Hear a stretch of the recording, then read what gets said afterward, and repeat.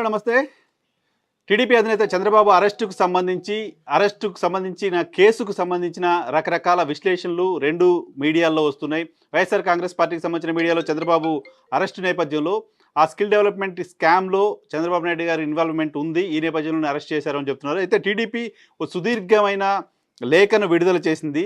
ఈ అరెస్టుకు సంబంధించిన కేసులో స్కిల్ డెవలప్మెంట్ స్కామ్లో అసలు ఏం జరిగింది, ఎందుకు అరెస్ట్ చేశారు, జరిగిన వైలేషన్ ఏంటి, చంద్రబాబు నాయుడు గారి తప్పు ఏ రకంగా దీంట్లో ఉంది అంటూ కొన్ని ప్రశ్నలు సంధిస్తూ తెలుగుదేశం పార్టీ ఒక లేఖ రిలీజ్ చేసింది. దానిలో ప్రధానంగా సిమెంట్స్ ప్రాజెక్టుకు సంబంధించిన ఆరోపణలు ఏంటి, వాస్తవాలు ఏంటి అనే విషయాన్ని ప్రజల ముందుకు తీసుకొచ్చే ప్రయత్నం చేస్తున్నాం అంటూ తెలుగుదేశం పార్టీ చెప్తుంది. 2 లక్షల పైచీలకు యువతకు నైపుణ్య శిక్షణ అందించి 64,000 మందికి ఉపాధి అవకాశాలు కల్పించిన స్కిల్ డెవలప్మెంట్ ప్రాజెక్టును చూసి ఈ జగన్మోహన్ రెడ్డి ఓర్వలేకపోతున్నారు. సిమెంట్స్ స్కిల్ డెవలప్మెంట్ ప్రాజెక్టులో 250 కోట్ల అవినీతి జరిగిందన్న అసత్య ఆరోపణలు చేస్తున్నారు. Siemens, design tech, AP skill development corporation అనే 3 సంస్థలు కలిపి ప్రాజెక్టు కోసం ట్రై పార్టీ అగ్రిమెంట్ చేసుకున్నారు. ఇందులో రాష్ట్ర ప్రభుత్వ సంస్థ స్కిల్ డెవలప్మెంట్ కార్పొరేషన్ వాటా 10% మాత్రమే, మిగిలిన 90% సిమెంట్స్ కంపెనీ భరిస్తుంది. 2 లక్షల కోట్ల జగన్ రెడ్డి కుటుంబ అవినీతిని కనిపెట్టేందుకు ఆర్థిక మాంద్యం దిశగా పయనిస్తున్న రాష్ట్ర ఆర్థిక దుస్థితి నుంచి ప్రజల దృష్టిని మరలించడం కోసం మాజీ ఐఏఎస్ అధికారి లక్ష్మీనారాయణపై, గంటా సుబ్బారావుపై తప్పుడు ఆరోపణలు చేస్తున్నారు. పొలిటికల్ వెంజెన్స్ తోటి చేస్తున్నారనేది ఎస్టాబ్లిష్ చేస్తున్నారు. ఆగస్టు 2021లో రాష్ట్ర వ్యాప్తంగా సిమెంట్స్, డిజైన్ టెక్లు నెలకొల్పిన 40 స్కిల్ డెవలప్మెంట్ కేంద్రాలు, కాలేజీ యాజమాన్యాలు తమ శిక్షణా కేంద్రాలు అద్భుతంగా పనిచేస్తున్నాయని ఈ లేఖలు రాస్తే, డిసెంబర్ 2021లో స్కిల్ డెవలప్మెంట్ ప్రాజెక్ట్ బోగస్ అని ఒక ఎఫ్ఐఆర్ని ఏ విధంగా నమోదు చేస్తారు? ఇది కుట్ర కాకపోతే మరేంటి? 40 స్కిల్ డెవలప్మెంట్ కేంద్రాల ద్వారా ఆయా కాలేజీలు ఎక్కడైతే ఏ కాలేజీలో అయితే స్కిల్ డెవలప్మెంట్ సెంటర్స్ నడిచాయో ఆ కాలేజీలో మేము ఇక్కడ స్కిల్ డెవలప్మెంట్ కేంద్రాలు నడుస్తున్నాయని చెప్పిన తర్వాత ఎఫ్ఐఆర్ ఎలా నమోదు చేస్తారని తెలుగుదేశం పార్టీ వేస్తున్న ప్రశ్న. కడప ఇడుపులపాయ ఎస్టేట్ సమీపానికి కూడా స్కిల్ డెవలప్మెంట్ కేంద్రాన్ని తీసుకెళ్లిన ఘనత చంద్రబాబు నాయుడు గారిది. ఎటువంటి రాజకీయ దురుద్దేశం, కక్షపూరిత ధోరణి లేకుండా అన్ని ప్రాంతాలు అభివృద్ధి చెందాలన్న చంద్రబాబు నాయుడు గారి సంకల్పానికి స్కిల్ డెవలప్మెంట్కి సంబంధించిన ప్రోగ్రాం ఒక నిదర్శనం. యువతకు స్వర్ణయుగం అనేలా నైపుణ్యాభివృద్ధి, నిరుద్యోగ భృతి అందించే వేలాది మంది తమ కాళ్లపై తాము నిలబడేలా చేసిన చంద్రబాబు నాయుడు, లోకేష్లపై ఆరోపణలు చేయడం జగన్మోహన్ రెడ్డి సైకో ఇజానికి నిదర్శనం అంటూ తెలుగుదేశం పార్టీ ఒక లేఖ రిలీజ్ చేసింది. దాంతోపాటు స్కిల్ డెవలప్మెంట్ ప్రాజెక్ట్ డబ్బులకు సంబంధించి అగ్రిమెంట్ పరంగా, ఫిజికల్ వెరిఫికేషన్ పరంగా, వాల్యుయేషన్ పరంగా సిఐడి తయారు చేసిన రిపోర్ట్ అశాంతం, ప్రభుత్వ పెద్దల ఆదేశాలతో పథకం ప్రకారం కుట్రపూరితంగా తయారు చేశారని అలిగేషన్ చేస్తున్నారు. షెల్ కంపెనీలకు బదలాయించిన 250 కోట్లు డిజైన్ టెక్ కంపెనీ ఖాతాకే తిరిగి చేరిందని రిమాండ్ రిపోర్ట్ పేజీ నెంబర్ 2లో రాశారు. Director general of goods and service taxes వారు పన్ను ఎగవేతలకు సంబంధించి చేసిన దర్యాప్తులో డిజైన్ టెక్ సంస్థ ఇన్పుట్ ట్యాక్స్ క్రెడిట్ పొందడం కోసం కొంతమంది పన్ను ఎగవేశారని డిఐజీ పూణే వారు కేసు ఫైల్ చేయడం జరిగింది. జిఎస్టీకి సంబంధించిన జిఎస్టీకి సంబంధించి 7 కోట్ల ట్యాక్స్ రీఫండ్స్ పొందడం కోసం డిజైన్ టెక్ కంపెనీ వారు అలా చేశారని అనేక జాతీయ పత్రికల్లో వచ్చింది. కానీ ఎక్కడా 241 కోట్ల రూపాయలు ఆవిరయ్యాయని చెప్పలేదు. 7 కోట్ల రూపాయలు ట్యాక్స్ రీఫండ్ పొందడం కోసం డిజైన్ టెక్ కంపెనీ వాళ్ళు అలా చేశారని తప్ప 240 కోట్ల రూపాయలు దారి మళ్ళే అనే విషయాన్ని ఎక్కడ ఎవరూ చెప్పలేదు అనేది తెలుగుదేశం పార్టీ చెప్తున్నమాట. సిఐడి వారికి పన్ను ఎగవేతకు డబ్బులు మింగేయడానికి తేడా తెలియదా? పన్ను ఎగవేయడం వేరు, డబ్బులు దోచుకోవడం వేరు, డబ్బులు మింగేయడం వేరు. దీనికి తేడా తెలియకుండా సిఐడి అధికారులు కేసు నమోదు చేశారని తెలుగుదేశం పార్టీ చెప్తోంది. పన్ను ఎగవేతకు సంబంధించి ఒక విషయాన్ని తీసుకొచ్చి ఏపీ స్కిల్ డెవలప్మెంట్కు సిఐడి అంటగడుతోంది. ఒక కంపెనీ పన్ను ఎగవేస్తే దాన్ని తీసుకొచ్చి స్కిల్ డెవలప్మెంట్ మొత్తం ప్రోగ్రామ్కి ఏపీ సిఐడి అంటగడుతోంది అని తెలుగుదేశం పార్టీ చెప్తుంది.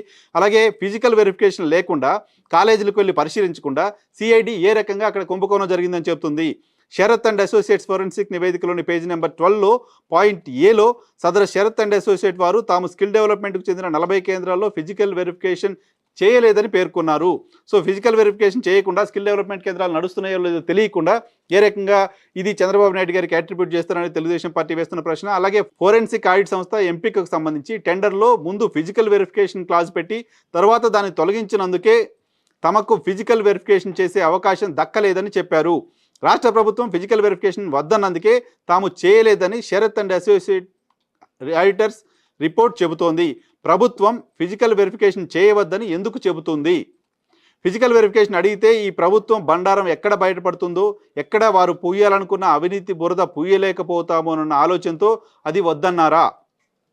అలాగే ఒప్పందం ప్రకారం తాము పెట్టాల్సిన 90% పెట్టుబడికి గాను సిమెంట్స్ డిజైన్ టెక్ వారు 40 కేంద్రాలకు సంబంధించిన అన్ని రకాల సాఫ్ట్వేర్ మరియు అధునాతన పరికరాలను అందించడం జరిగింది. 90% వాళ్ళ కాంట్రిబ్యూషన్లో కూడా పరికరాలు ఇచ్చారనే విషయాన్ని చెప్తున్నారు. ఇదే విషయాన్ని 40 కాలేజీలు, విశ్వవిద్యాలయాలు, యాజమాన్యాలు లిఖితపూర్వకంగా ధృవీకరించడం జరిగింది. స్కిల్ డెవలప్మెంట్ కార్పొరేషన్ వారికి 40 రోజులు యాజమాన్యాలు తాము సిమెంట్స్ డిజైన్ టెక్ వారి నుంచి పొందిన వివిధ రకాల అధునాతన పరికరాలు, సాఫ్ట్వేర్ మొదలగు వాటిని స్టాక్ రిజిస్టర్లో పొందుపరిచిన సంతకాలు చేసి మరీ ఆమోదించడం జరిగింది. సో మేము 10% ప్రభుత్వానికి సంబంధించిన కాంట్రిబ్యూషన్ మాత్రమే తీసుకుని ఫండ్ డైవర్ట్ చేశారనే ఆరోపణ సరైనది కాదు. కంపెనీస్ కూడా తమకు సంబంధించి వాళ్ళు పెట్టిన ఇన్వెస్ట్మెంట్కి సంబంధించిన సాఫ్ట్వేర్ని, ఎక్విప్మెంట్ని ఆయా కంపెనీలకు చేర్చారు అనే అంశానికి సంబంధించిన ఎవిడెన్స్ కూడా ఉంది అనేది తెలుగుదేశం పార్టీ చెప్తోంది. అంతేకాకుండా తమకు సిమెంట్స్ వారి నుంచి అందినటువంటి పరికరాలని అద్భుతంగా పనిచేస్తున్నాయని, తమ కేంద్రాల్లో విద్యార్థులు సైతం మంచి శిక్షణ పొందుతున్నారని లిఖితపూర్వకంగా 2021లో స్కిల్ డెవలప్మెంట్ కార్పొరేషన్కు సదరు కాలేజీలు లేఖలు అందించడం జరిగిందనే విషయాన్ని తెలుగుదేశం పార్టీ చెప్తోంది. ఈ విధంగా రాష్ట్ర వ్యాప్తంగా JNTUK engineering college Kakinada, Andhra university college Visakhapatnam, GMR institute of technology, G Pulla Reddy college Kurnool వంటి ప్రతిష్టాత్మకమైన కాలేజీలే కాకుండా ముఖ్యమంత్రి జగన్మోహన్ రెడ్డి సొంత జిల్లా కడపలోని ఆయన ఇడుపులపాయ ఎస్టేట్కు అతి సమీపంలో ఉన్న త్రిబుల్-IT ఇడుపులపాయ వారు కూడా తమ స్టాక్ రిజిస్టర్లను లేఖలను స్కిల్ డెవలప్మెంట్ కార్పొరేషన్ వారికి అందించడం జరిగింది. ఏదైతే కంపెనీలు ఇక్కడ స్కిల్ డెవలప్మెంట్ కేంద్రాలు పెడతామని చెప్పారో ఆ కంపెనీలు మాకు ప్రాపర్ సాఫ్ట్వేర్ అండ్ ఎక్విప్మెంట్స్ ఇచ్చారనే విషయాన్ని ఈ కాలేజీలన్నీ స్కిల్ డెవలప్మెంట్ కార్పొరేషన్కి చెప్పడం జరిగిందనే విషయాన్ని తెలుగుదేశం పార్టీ చెప్తుంది. ఈ రోజున స్కిల్ డెవలప్మెంట్ ప్రాజెక్టుపై బురద చల్లుతున్న వైసీపీ నాయకులు ఎవరైనా వారికి ఉన్న అనుమానాలను ఇడుపులపాయ త్రిబుల్ ఎస్టేట్కి వెళ్ళి నివృత్తి చేసుకోవచ్చు అనే విషయాన్ని చెప్తుంది. అంతేకాదు క్రాస్ వెరిఫికేషన్ జరగకపోతే central institute of tool designing వారు ఇచ్చిన నివేదిక సంగతి ఏంటి? స్కిల్ డెవలప్మెంట్ ప్రాజెక్టుకు సంబంధించి ఏపీ స్కిల్ డెవలప్మెంట్ కార్పొరేషన్ వారు డిసెంబర్ 5, 2005న రాసిన లేఖ ఆధారంగా వాల్యుయేషన్ చేసినట్లు మొత్తం వాల్యుయేషన్ కరెక్టేనని CID తన నివేదికలో చెప్పిన మాట వాస్తవం కాదా? ప్రాజెక్ట్ కాస్ట్కు సంబంధించి ఒక్కో క్లస్టర్కు 559 కోట్ల రూపాయల వాల్యుయేషన్ ప్రతిపాదన ఏదైతే ఉందో ఆ వాల్యుయేషన్ మొత్తం 100% కరెక్టేనని వారు చెప్పలేదా? CID వారు వాల్యుయేషన్ చేసిన తర్వాత ఇచ్చిన రిపోర్ట్లో సాఫ్ట్వేర్కు సంబంధించి 247.78 కోట్లు, డిజిటల్ కోర్సుకు సంబంధించి 249.75 కోట్లు, హార్డ్వేర్కు సంబంధించి 48.48 కోట్లు, సర్వీసెస్కి సంబంధించి 13.31 కోట్లు, మొత్తంగా 559.33 కోట్ల వాల్యుయేషన్ మొత్తం కరెక్టేనని CITD వారు చెప్పింది నిజం కాదా? CID ఆ రిపోర్ట్ చూసి ఉంటే తమ రిమాండ్ రిపోర్ట్లో without any basic cross checking అని ఎలా రాస్తారు? క్రాస్ చెకింగ్ చేయకుండా ఈ ఇన్ఫర్మేషన్ అంతా ఎలా తీసుకున్నారని తెలుగుదేశం పార్టీ వేస్తున్న ప్రశ్న. అంతేకాదు ట్రైపార్ట్రేట్ అగ్రిమెంట్లో సిమెంట్స్ మరియు డిజైన్ టెక్ వారి 90% నిధులకు సంబంధించి ఎటువంటి ప్రస్తావన లేదని CID రిమాండ్ రిపోర్ట్లో పేర్కొన్నారు. కానీ CID వారు ఈ అగ్రిమెంట్లో సిమెంట్స్ మరియు డిజైన్ టెక్ వారు ఒక్కొక్క శిక్షణా కేంద్రంలో ఏ పరికరాలు ఎంతెంత మొత్తంలో ఏర్పాటు చేయాలన్న అంశాన్ని స్పష్టంగా పేర్కొన్నారు. అదేవిధంగా ట్రైపార్ట్రేట్ అగ్రిమెంట్కు కొనసాగింపుగా డిసెంబర్ 4, 2015న రూపొందించిన వాల్యుయేషన్ అగ్రిమెంట్లో స్కిల్ డెవలప్మెంట్ ప్రాజెక్టు ఫండింగ్కి సంబంధించి ప్రతి క్లస్టర్కు 559 కోట్ల వరకు ఖర్చు అవుతున్నట్టు, 6 క్లస్టర్స్ రాబోతున్నట్టు, ఈ ప్రాజెక్టులో ప్రభుత్వ వాటా కేవలం 10%మేనని, మిగతా 90% సిమెంట్స్ వారిదేనని స్పష్టంగా పేర్కొన్నారు. ఆ అగ్రిమెంట్పై సంతకం చేసింది ప్రేమచంద్రారెడ్డి, గంటా సుబ్బారావు కేవలం సాక్షి సంతకం మాత్రమే చేశారు. అటువంటి విలువైన అగ్రిమెంట్ను CID ఎందుకు తొక్కి పెడుతుందో ప్రజలకు సమాధానం చెప్పాలి. అన్ని అంశాలు ఇంత స్పష్టంగా ఉంటే CID వాటన్నింటినీ తొక్కిపెట్టి జీవో నంబర్ 4లో పేర్కొన్న నిబంధనలు పాటించలేదని ఏ రకంగా CID చెప్తుంది? అంతా ప్రాపర్గా జరిగినప్పటికీ CID కొన్ని ఇష్యూస్ని హైడ్ చేస్తోంది అని తెలుగుదేశం పార్టీ చెప్తున్నమాట. ప్రాజెక్ట్ మానిటరింగ్కి సంబంధించి గత ప్రభుత్వం జీవో నంబర్ 8ని విడుదల చేసి ఓ ప్రత్యేక కమిటీ వేయడం జరిగింది. కానీ CID అది వేయనట్లు నటిస్తూ స్కిల్ డెవలప్మెంట్ మానిటరింగ్ కమిటీలో గంటా సుబ్బారావు ఫెయిల్ అయ్యారని మరో నింద వేసింది. ప్రాజెక్ట్ మానిటరింగ్ బాధ్యత గంటా సుబ్బారావు ఒక్కరిదేనా లేక మానిటరింగ్ కమిటీదా? ఈ ప్రాజెక్ట్ ఎగ్జిక్యూషన్లో అనేక మంది IAS అధికారులు పాల్గొన్నారు. మానిటరింగ్ కమిటీలోని సభ్యులకు సంబంధించిన పేర్లను కూడా తెలుగుదేశం పార్టీ చెప్తోంది. Ajay Jain IAS, Rawat IAS, M Ravichandra Reddy వీళ్ళు ముగ్గురు కూడా ఈ ప్రాజెక్టులో భాగం పంచుకున్నారనే విషయం చెప్తుంది. ఆ తర్వాత గంటా సుబ్బారావు, ఉదయలక్ష్మి, K లక్ష్మీనారాయణ, ప్రకాష్ తొంగి సిమెంట్స్ నుంచి, అలాగే సచిన్ చౌగిలే డిజైన్ టెక్ నుంచి. సెలక్షన్ కమిటీలోని సభ్యులు Ajay Jain IAS, Rawat IAS, Ganta Subbarao, Udayalakshmi, K Lakshminarayana IAS వీళ్ళంతా కూడా దీనిలో ఇన్వాల్వ్ అయి ఉన్నారు అనేది తెలుగుదేశం పార్టీ చెప్తోంది.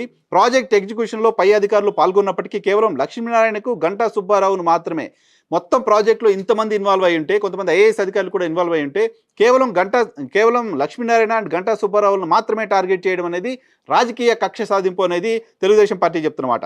ప్రాజెక్ట్ మానిటరింగ్ కమిటీలో సీనియర్ ఐఏఎస్ అధికారులైన అజయ్ జైన్, శంషేర్ సింగ్ రావత్ ఉండగా సుబ్బారావు మానిటరింగ్ చేయలేదని సిఐడి వారు ఎలా చెప్తారు? మొత్తం మానిటరింగ్ కమిటీలో ఇద్దరు సీనియర్ ఐఏఎస్ అధికారులు ఉన్నారు, గంటా సుబ్బారావు ఉన్నారు.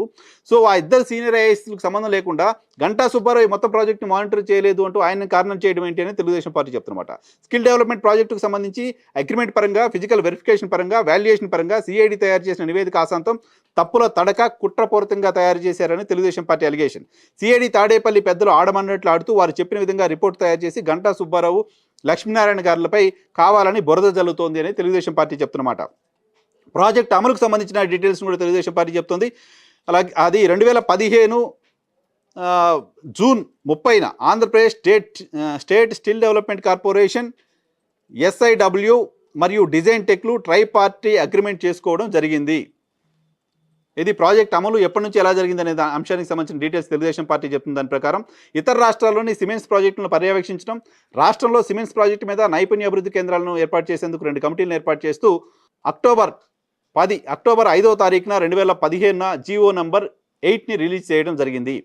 2015 నవంబర్ 5, 6 తేదీల్లో రాష్ట్ర బృందం గుజరాత్లోని సిమెంట్స్ కేంద్రాలను సందర్శించి ఆ కేంద్రాలపై సమగ్ర అధ్యయనం చేసి ఆ బృందం నివేదికను సమర్పించింది. సో సిమెంట్స్ కంపెనీ కేవలం ఆంధ్రప్రదేశ్ రాష్ట్రంలోనే మాత్రమే కాదు, ఇతర రాష్ట్రాల్లో కూడా తన స్కిల్ డెవలప్మెంట్ సంబంధించిన కార్యక్రమాలు చేస్తోంది. అక్కడ ఎలా చేస్తుంది అని చెప్పడం కోసం 2015 నవంబర్లో బృందం గుజరాత్కి వెళ్ళింది. గుజరాత్కి వెళ్ళిన బృందంలో ఉన్న సభ్యులు ఎవరు? ప్రేమచంద్రారెడ్డి ఐఏఎస్ అధికారి, అలాగే డాక్టర్ కె సునీత ఐఏఎస్ అధికారి, అలాగే కె లక్ష్మీనారాయణ ఐఏఎస్ అధికారి, Ganta Subbarao principal secretary skill development. వీళ్ళంతా వెళ్ళి అక్కడికి వెళ్ళి దాన్ని పరిశీలన చేసి నివేదిక ఇచ్చిన తర్వాత ఈ ప్రాజెక్ట్ ల్యాండ్ అయింది అని తెలుగుదేశం పార్టీ చెప్పదలుచుకుంది. దాంతోపాటు 2015 నవంబర్ 7న ఈ కమిటీ నివేదిక ప్రభుత్వానికి సమర్పించి నవంబర్ 7న కమిటీ రిపోర్ట్ను సమర్పించింది. అలాగే డిసెంబర్ 5, 2015న ఏపీ SPDCL మరియు డిజైన్ టెక్ల మధ్య చెల్లింపుల కోసం మరో అదనపు ఒప్పందం చేసుకోవడం జరిగింది. ఒప్పందం ప్రకారం డిసెంబర్ 5కు 50% అంటే 330 కోట్లు ప్లస్ ట్యాక్స్ విడుదల చేయాలి. కానీ మిగిలిన 50% ఇండిపెండెంట్ థర్డ్ పార్టీ ప్రాజెక్ట్ పరిశీలనపై ఇచ్చిన నివేదికను బట్టి ప్రభుత్వం సంతృప్తి చెందిన ఎడల రిలీజ్ చేయాల్సి ఉంటుంది. అయితే రెండవ చెల్లింపు డిసెంబర్ 25, 2015కు ముందు చెల్లించాలి. సో రెండో విడత ప్రభుత్వం చెల్లింపు ఎప్పుడు చేయాలనే దానికి సంబంధించి కూడా డెడ్ లైన్ పెట్టుకున్నారు. 2015 డిసెంబర్ 25కే చెల్లించాలి. ఫస్ట్ విడత వాళ్ళు చెల్లించింది నవంబర్లో చెల్లించారు. సో డిసెంబర్ 25 లోపు సెకండ్ ఫేజ్ ఫండ్ రిలీజ్ చేయాలి అని. ఫండ్ ఎప్పుడు రిలీజ్ చేశారనే అంశానికి సంబంధించి కూడా తెలుగుదేశం పార్టీ కొన్ని డీటెయిల్స్ను బయటపెడుతోంది. ఆ డీటెయిల్స్ ప్రకారం ఏపీ SSDCకి డిసెంబర్ 5, 2005వ తారీఖున డిజైన్ టెక్కి ప్రభుత్వం ఇచ్చిన డబ్బులు 185 కోట్లు. అలాగే ఏపీ SSDCకి జనవరి 29న 2016లో 2015 డిసెంబర్ 5వ తారీఖున ఫస్ట్ విడత చెల్లింపులు జరిగాయి 185 కోట్లు. రెండో విడత చెల్లింపులు జనవరి 29న 2016వ తారీఖున జరిగాయి, అది డిజైన్ టెక్కే 85 కోట్లు. మూడో విడత చెల్లింపులు మార్చి 11వ తేదీన జరిగాయి 67 కోట్లు. నాలుగో విడత చెల్లింపులు మార్చి 31వ తారీఖు జరిగాయి 34 కోట్లు. మొత్తంగా 371 కోట్ల రూపాయలు రాష్ట్ర ప్రభుత్వం ఈ పర్టికులర్ స్కిల్ డెవలప్మెంట్ కార్పొరేషన్కి ప్రభుత్వం అందించింది. అక్కడ నుంచి డిజైన్ టెక్ అండ్ మిగతా కంపెనీలకు వెళ్ళేది తెలుగుదేశం పార్టీ చెప్తున్నమాట. దాంతోపాటు స్కిల్లర్ సంస్థ పన్ను ఎగ్గొడితే దానికి ప్రభుత్వానికి చంద్రబాబు నాయుడు గారికి ఏంటి సంబంధం? మేము చేసిన చెల్లింపులన్నీ లీగల్గా ఐఏఎస్ అధికారుల కమిటీ వెళ్ళి చూసి పరిశీలన చేసి రిపోర్ట్ ఇచ్చిన తర్వాత దాన్ని బేస్ చేసుకొని ఇచ్చాము. ఈ కాంట్రాక్ట్ తీసుకున్న సంస్థ GST ట్యాక్స్ ఎగ్గొట్టడం కోసం కొన్ని వైలేషన్స్ చేస్తే ఆ వైలేషన్స్ సంబంధించి GST ఇంటెలిజెన్స్ ఒక రిపోర్ట్ ఇస్తే, GST DIG ఒక రిపోర్ట్ ఇస్తే దానికి చంద్రబాబు నాయుడు గారితో ఎలా సంబంధం ఉంటుంది అని తెలుగుదేశం పార్టీ వేస్తున్న ప్రశ్న. దానికి సంబంధించి కొన్ని పాయింట్స్ని తెలుగుదేశం పార్టీ రైజ్ చేస్తోంది. స్కిల్ డెవలప్మెంట్ కేంద్రాలకు పరికరాలను ఏర్పాటు చేయడం కోసం డిజైన్ టెక్ సంస్థ స్కిల్లర్ అనే మరో సంస్థతో ఒప్పందం చేసుకుంది. సదరు స్కిల్లర్ సంస్థ కొన్ని కంపెనీల నుంచి వస్తువులు సేకరించే క్రమంలో తప్పుడు ఇన్వాయిస్లను సృష్టించి GST పన్నులు ఎగ్గొట్టారనే ఆరోపణలను ఎదుర్కొంటోంది. ఏదో ఒక కంపెనీ వారు స్వలాభం కోసం పన్ను ఎగ్గొడితే దానికి గత ప్రభుత్వంకి చంద్రబాబు నాయుడు గారికి సమాధానం ఏంటో సైకోరెడ్డి సమాధానం చెప్పాలి. సైకోరెడ్డి అంటే జగన్మోహన్ రెడ్డి, తెలుగుదేశం పార్టీ రిలీజ్ చేసిన లెటర్ ఇది కేవలం పన్ను ఎగవేతకు సంబంధించిన అంశం మాత్రమే. ఇదే విషయాన్ని GST డిపార్ట్మెంట్ వారు ఈడీలు కూడా ధృవీకరించారు. ఒక పన్ను ఎగవేత అంశాన్ని భారీ కుంభకోణం అన్నట్టు చిత్రీకరించి లక్షల మందికి ఉపాధి కల్పిస్తున్న ఒక ప్రాజెక్ట్ని నాశనం చేస్తున్నారు. ఒక దుకాణంలో ఒక దుకాణంలో ఒక ఎగ్జాంపుల్ చెప్తున్నారు తెలుగుదేశం పార్టీకి సంబంధించిన నాయకులు. ఈ పర్టికులర్ కేసు ఎలా జరిగింది అనే దానికి సంబంధించి, ఓ దుకాణంలో మనం ఒక వస్తువు కొంటే ఆ దుకాణం యజమాని ఆ తర్వాత వస్తువుపై కట్టాల్సిన పన్ను ఎగ్గొడితే అది వస్తువు కొన్న వినియోగదారుడికి ఏ రకంగా సంబంధం ఉంటుంది? ఈ స్కిల్ డెవలప్మెంట్ ప్రాజెక్ట్ విషయంలో కూడా జరిగింది ఇదే అనేది తెలుగుదేశం పార్టీ చేస్తున్న కౌంటర్. మొత్తం వ్యవహారంలో కుంభకోణం జరిగింది, ఫండ్స్ డీవియేషన్ జరిగింది. 241 కోట్ల రూపాయలకు సంబంధించి టీడీపీకి సంబంధించిన నాయకులు, టీడీపీకి సపోర్టర్స్గా ఉన్న వాళ్ళు ఈ ఫండ్ కాజేశారు, డైవర్షన్ జరిగింది అంటూ ఆరోపణలు వస్తున్న నేపథ్యంలో మొత్తం ప్రాజెక్ట్ ఎక్కడ స్టార్ట్ అయింది, ఎందుకు స్టార్ట్ అయింది, ఎవరెవరు దీనిలో ఇన్వాల్వ్ అయి ఉన్నారు, ఎప్పుడెప్పుడు ఎంత చెల్లింపులు చేశారు, చెల్లింపులు చేసిన క్రమంలో ఎప్పటివరకు వచ్చిన ఆరోపణలు ఏంటి, ఆరోపణలు ఆ కంపెనీలో ఈ ప్రాజెక్టులో భాగస్వాములైన కంపెనీల పైన వచ్చాయా, ప్రభుత్వం పైన వచ్చాయా, ఆ కంపెనీల పైన వచ్చిన ఆరోపణలకు ప్రభుత్వానికి ఏంటి సంబంధం? ఇవి తెలుగుదేశం పార్టీ రేజ్ చేస్తున్న క్వశ్చన్లు. అంతేకాదు సిఐడి అధికారులు కొన్ని ఇష్యూలను కావాలని తొక్కిపట్టే ప్రయత్నం చేశారు. చాలా ఇష్యూస్లో ఫిజికల్ వెరిఫికేషన్ లేకుండానే విచారణ చేశారు. కేవలం చంద్రబాబు నాయుడు గారిని ఇరికించాలనే లక్ష్యంతో విచారణ మొత్తం జరిగినట్లుగా కనపడుతోందని తెలుగుదేశం పార్టీ చెప్తోంది. కానీ సజ్జల రామకృష్ణారెడ్డి రాష్ట్ర ప్రభుత్వ సలహాదారుగా ఉన్నారు, వైఎస్ఆర్ కాంగ్రెస్ పార్టీ జాతీయ ప్రధాన కార్యదర్శిగా ఉన్నారు. ఆయన చెప్తున్న దాని ప్రకారం ఈ మొత్తం ఇష్యూలో చంద్రబాబు నాయుడు గారిని అరెస్ట్ చేయాలనుకుంటే 2021లో మేము సిఐడి అధికారులు ఎఫ్ఐఆర్ నమోదు చేస్తే 2021లోనే అరెస్ట్ చేసి ఉంటారు కదా. 2021 నుంచి ఈ రోజు వరకు 2 సంవత్సరాల పాటు కాలయాపన చేయాల్సిన అవసరం మాకేముంటుంది? రాజకీయపరమైన అరెస్ట్గా ఎందుకు దీన్ని చూస్తారు? ఈవెన్ మీడియా కూడా ప్రశ్నించాల్సిన అవసరం ఉంది కదా, ఈ కేసులో ఏం జరిగింది ఏంటి అనేది. ప్రశ్నించకుండా అరెస్ట్ చేశారు కాబట్టి, అధికారంలో ఉన్న పార్టీ ప్రతిపక్షానికి సంబంధించిన ఒక నాయకుడిని అరెస్ట్ చేశారు కాబట్టి రాజకీయపరమైన అరెస్ట్గా ఏ రకంగా చూస్తారు? వైలేషన్ జరిగిందో లేదో ఎందుకు చూడరు?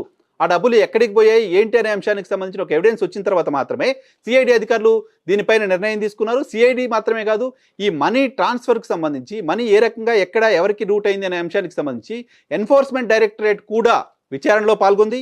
ఎన్ఫోర్స్మెంట్ డైరెక్టరేట్ కూడా ఆధారాలు సేకరించింది. ఆ ఆధారాలు సేకరించిన తర్వాత ఆధారాల్లో ఉన్న దాని ప్రకారం చంద్రబాబు నాయుడు గారికి సంబంధించిన ఇన్వాల్వ్మెంట్ ఉంది కాబట్టే ఆయన అరెస్ట్ చేశారు. చంద్రబాబు నాయుడు గారి ఇన్వాల్వ్మెంట్ పైన సరైన ఆధారాలు ఉన్నాయి కాబట్టే ఆయన పైన ఆయా సెక్షన్స్ పెట్టారు అనేది సజ్జల రామకృష్ణారెడ్డి చెప్తున్నమాట. ఈ మొత్తం అంశానికి సంబంధించి ప్రభుత్వం కౌంటర్ చేస్తోంది ఒకటి, తెలుగుదేశం పార్టీ క్రిస్టల్ క్లియర్గా దాదాపు 5 పేజీలకు సంబంధించిన ఒక ఇన్ఫర్మేషన్ బయటికి షేర్ చేస్తోంది ఈ కేసులో ఎలా జరిగింది అనే దానికి సంబంధించి. మరి కొద్దిసేపట్లో సిఐడి అధికారులు కూడా ఏం చెప్తారు, సిఐడి అధికారులు ఈ కేసుకు సంబంధించి తాము చేసిన విచారణ ప్రాసెస్ ఏంటి, ఏ రకంగా చంద్రబాబు నాయుడు గారికి సంబంధించిన ఇన్వాల్వ్మెంట్ని ఐడెంటిఫై చేశారు అనేది సిఐడి అధికారులు చెప్పాల్సిన అవసరం ఉంటుంది. అదే సమయంలో ఈ కేసులో ప్రొసీజర్ ఫాలో అవ్వలేదు లాంటి రాజకీయ విమర్శలు కూడా వస్తున్నాయి. సిఐడి అధికారులు చంద్రబాబు నాయుడు గారిని అరెస్ట్ చేసిన సందర్భంలో కూడా ఎఫ్ఐఆర్ చూపించండి, ఎఫ్ఐఆర్లో నా పేరుందా అని ఆయన అడుగుతున్న సందర్భం. దానికి ప్రభుత్వం వైపు నుంచి వస్తున్న సమాధానం, ఎకనామిక్ కేసెస్లో, ఫినాన్షియల్ ఫ్రాడ్స్లో నోటీస్ ఇవ్వాల్సిన అవసరమే లేదు, ఆయన అరెస్ట్ చేయొచ్చు. పైగా ఎఫ్ఐఆర్ని ఇప్పుడు ఎలా అడుగుతారు? 2021లోనే ఎఫ్ఐఆర్ ఫైల్ అయింది, అది ప్రాథమిక విచారణ బేస్ చేసుకుని ఎఫ్ఐఆర్ నమోదు చేశారు. ఆ ఎఫ్ఐఆర్ నమోదు చేసిన తర్వాత 2 సంవత్సరాలకు పైగా విచారణ చేసిన తర్వాత, విచారణలో సబ్స్టాన్షియల్ ఎవిడెన్సెస్ని ఐడెంటిఫై చేసిన తర్వాత, ఐడెంటిఫై చేసిన ఎవిడెన్సెస్ని బేస్ చేసుకొని ఆయన అరెస్ట్ చేయడానికి కావాల్సిన సమాచారం వాళ్ళ దగ్గర ఉన్న నేపథ్యంలోనే అరెస్ట్ చేస్తున్నారు. సో దాన్ని ఆ రకంగా చూడాల్సిన అవసరం ఉంటుంది. అరెస్ట్ చేస్తున్న సందర్భంలోనే, అరెస్ట్ చేస్తున్న ప్రాంతంలోనే, అరెస్ట్ చేస్తున్న వ్యక్తికి మొత్తం రిమాండ్ రిపోర్ట్లో ఏముంది, కేసుకు సంబంధించింది ఏముంది, కేసు మొత్తం అక్కడే ఎక్స్ప్లెయిన్ చేసి అరెస్ట్ చేసే పరిస్థితి ఉండదు. ఈ విషయం మొత్తం చంద్రబాబు నాయుడు గారికి అవేర్నెస్ ఉన్నప్పటికీ, రాష్ట్రంలో దాదాపు 14 సంవత్సరాలు ముఖ్యమంత్రిగా పనిచేసిన చంద్రబాబు నాయుడు గారికి మొత్తం వ్యవహారంలో అవేర్నెస్ ఉన్నప్పటికీ కావాలని దీన్ని పొలిటికసైజ్ చేసే ప్రయత్నం చేస్తున్నారు అనేది వైఎస్ఆర్ కాంగ్రెస్ పార్టీ వైపు నుంచి వస్తున్న విమర్శ. సో ఈరోజు జడ్జి ముందు ప్రవేశపెట్టబోతున్నారు. జడ్జి ముందు ప్రవేశపెడుతున్న సందర్భంలో మొత్తం అన్ని సెక్షన్స్ ఒక ఎత్తు, 409 గురించి చెప్తున్నారు. 409 సెక్షన్ కింద 10 సంవత్సరాల పాటు ఆయనకు శిక్ష పడడానికి సంబంధించిన పాసిబిలిటీ ఉంటుంది అని చెప్తున్నారు. 10 సంవత్సరాలు శిక్ష పడే కేసులో ఈవెన్ మ్యాజిస్ట్రేట్ కూడా బెయిల్ ఇవ్వడానికి సంబంధించిన పాసిబిలిటీ ఉండదు. ఈ నేపథ్యంలోనే ఆయన రిమాండ్కి తరలిస్తారు లాంటి ప్రచారం విస్తృతంగా జరుగుతుంది. సో రిమాండ్ తరలిస్తారా, లేకపోతే బెయిల్ ఇచ్చి అక్కడ నుంచి ఆయన బయటకు రావడానికి సంబంధించిన అవకాశం కల్పిస్తారా? సిఐడి అధికారులు విచారణకు సంబంధించి కూడా మ్యాజిస్ట్రేట్ని అడిగే అవకాశం ఉంటుంది. తాము విచారణ చేయాలి, కేసులో చంద్రబాబు నాయుడు గారిని ప్రశ్నించడానికి సంబంధించిన అవకాశం ఇవ్వండి, 2-3 రోజులు కస్టడీకి సంబంధించిన అవకాశం ఇవ్వండి లాంటి ప్రశ్నలు కూడా అడిగే అవకాశం ఉంటుంది. వాటిపైన కూడా మ్యాజిస్ట్రేట్ ఏ రకంగా స్పందిస్తారనేది చూద్దాం. మొత్తంగా తెలుగుదేశం పార్టీ కౌంటర్ చేస్తుంది. తెలుగుదేశం పార్టీ చెప్తోంది, తెలుగుదేశం పార్టీ సిఐడికి సంబంధించి జరిగిన వైలేషన్స్, ప్రభుత్వంలో స్కిల్ డెవలప్మెంట్కి సంబంధించి ఏ రకంగా ఖర్చు పెట్టారు, ఏ రకంగా మనీ ఫ్లో జరిగింది, ఏ రకంగా కంపెనీస్కి ఇచ్చారు, ఎందుకు ఈ ప్రాజెక్ట్ తీసుకొచ్చారు అనే దానికి సంబంధించి ప్రజలకు సమాధానం చెప్పే ప్రయత్నం అయితే చేస్తోంది.